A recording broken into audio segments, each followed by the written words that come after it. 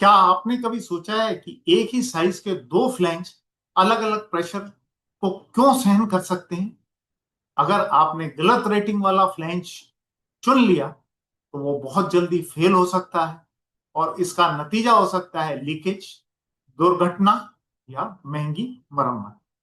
इसलिए केवल साइज ही नहीं बल्कि प्रेशर और टेम्परेचर की रेंज भी फ्लैंज का चुनाव करने में सहायता करती है। ये हमेशा हम रिकमेंड करते हैं कि साइज के साथ साथ हमें प्रेशर और टेम्परेचर की रेंज जो है वो देखकर फ्लैंज का चुनाव करना चाहिए, फ्रंट फ्लैंज का सिलेक्शन करना चाहिए। किस पॉन्ड की रेटिंग चाहिए हमें, ये हमारे प्रेशर और टेम्परेचर क्या है उसके ऊपर डिपेंड करता है। Hello and welcome to YouTube channel of LK industrial solutions, जहां पर हम प्राइमरी प्रोसेस इंस्ट्रूमेंट्स की बात करते हैं।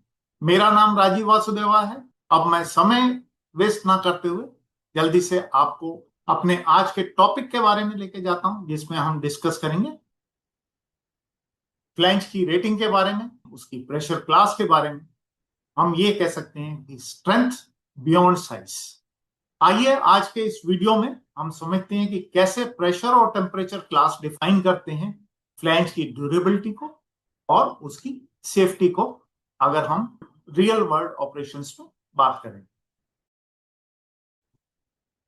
फ्लैंज रेटिंग की बात करें तो सबसे पहले हम जानते हैं कि जो एक प्रेशर रेटिंग है फ्लैंज की वो क्या रहती है। फ्लैंज की जो प्रेशर रेटिंग है वो इंडिकेट करती है कि जो मैक्सिमम प्रेशर है फ्लैंज क्या विथस्टैंड कर सकता है एट पर्टिकुलर टेम्परेचर या एट गिवन टेम्परेचर। ये जो हमारी प्रेशर की क्लास है ये डिनोट की जाती है class 150, class 300, class 600, class 900, class 1500 या क्लास 2500। ये एज पर एएसएमई बी 16.5 है। तो हम जब फ्लैंज की रेटिंग बोलते हैं तो हम ये बोल देते हैं 150 पाउंड का है, 300 पाउंड का है, 600 पाउंड का है, 900 पाउंड का है, 1500 पाउंड का है या 2500 पाउंड का है। ये जो हम फ्लैंज की प्रेशर रेटिंग की बात कर रहे हैं, इसका ये बिल्कुल भी मतलब नहीं है कि जो हमारा फ्लैंज है वो इतना पीएसआई या इतना बार या इतना केजी प्रेशर विथस्टैंड कर पाएगा।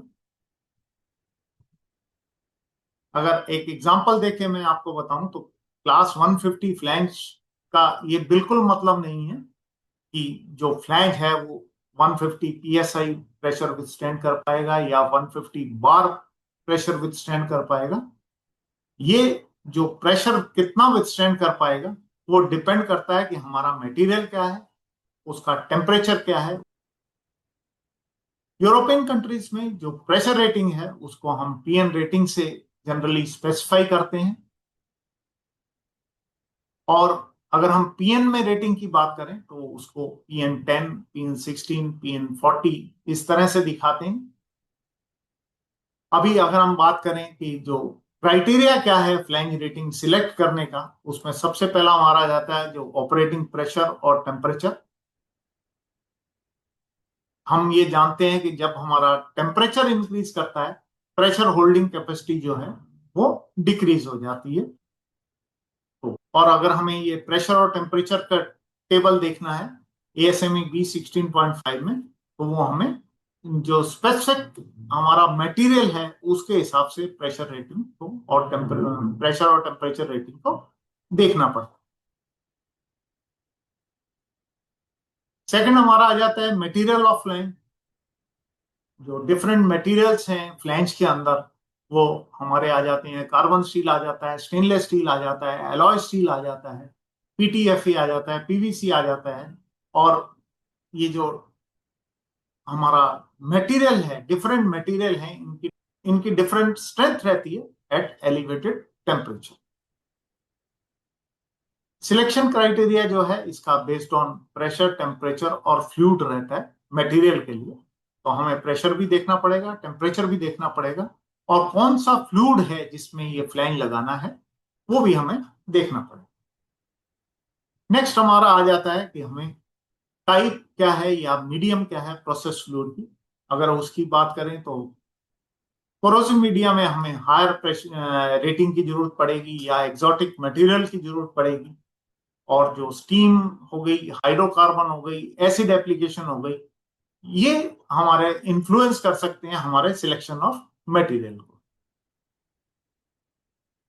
इसके बाद हमारा आ जाता है कि जो सेफ्टी फैक्टर हैं या कोड रिक्वायरमेंट है, उसके हिसाब से हमें फ्लाइंग रेटिंग सिलेक्ट करनी पड़ती है। उसमें इंडस्ट्री के स्पेसिफिक कोड्स हैं, लाइक मैंने आपको बताया एएसएमई का है, एएसएमई B16.5 एक अलग स्टैंडर्ड है, एएसएमई B16.36 अलग स्टैंडर्ड है, एपीआई अलग स्टैंडर्ड है, आईबीआर अलग स्टैंडर्ड है। और ये जो स्पेसिफिक कोड्स हैं, ये मैंडेट कर सकते हैं कि हमारा जो प्रेशर रेटिंग है वो मिनिमम कितनी होनी चाहिए, कितने प्रेशर और टेम्परेचर के।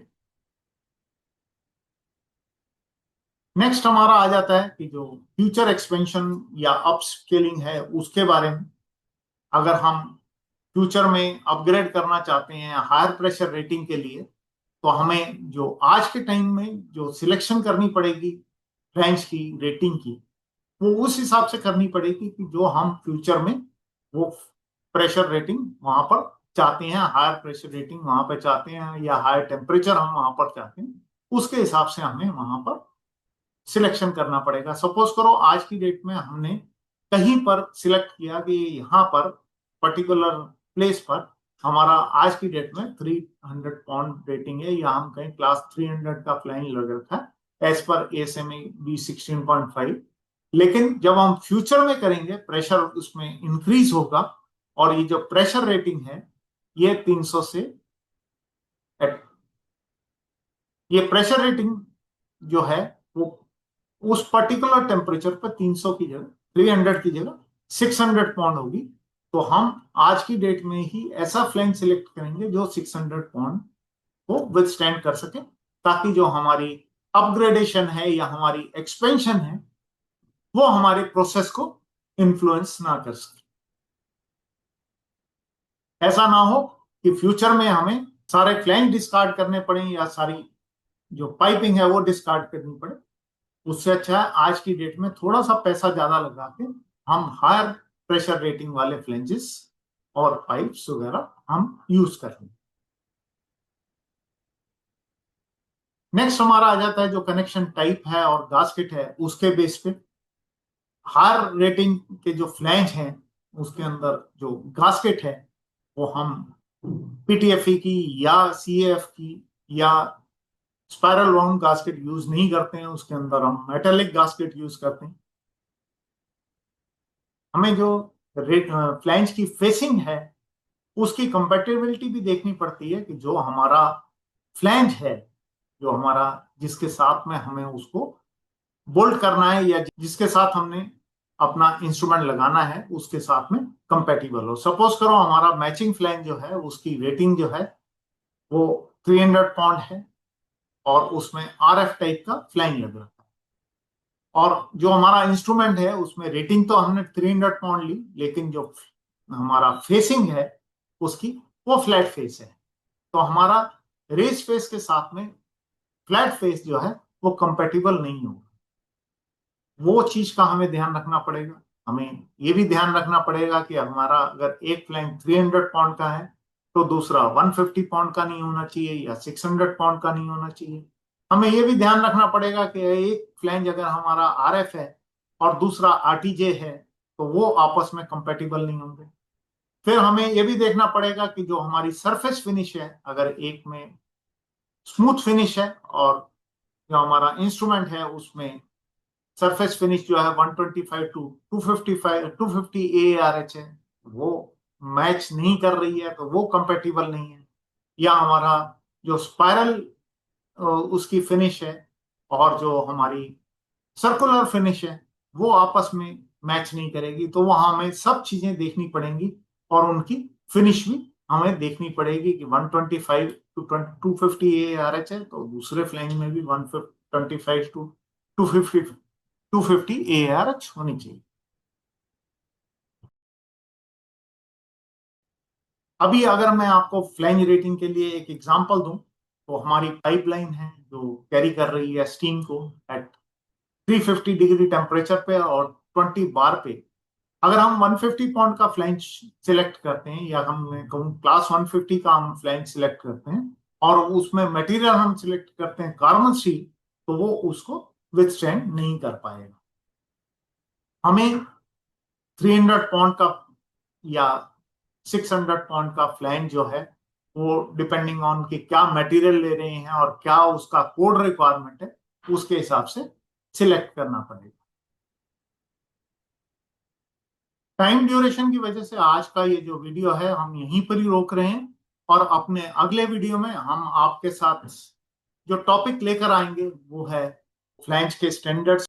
मुझे उम्मीद है आज का ये जो हमारा वीडियो था ये आपको पसंद आया होगा। यदि आपको ये वीडियो पसंद आया है तो इसे लाइक कीजिए। यदि आप इस चैनल पर नए हैं या अभी तक आपने इस चैनल को सब्सक्राइब नहीं किया है, तो जल्दी से इस चैनल को सब्सक्राइब करके बेल आइकन दबाना ना भूलें, ताकि आने वाले वीडियोस की नोटिफिकेशन आपको टाइमली मिल सके।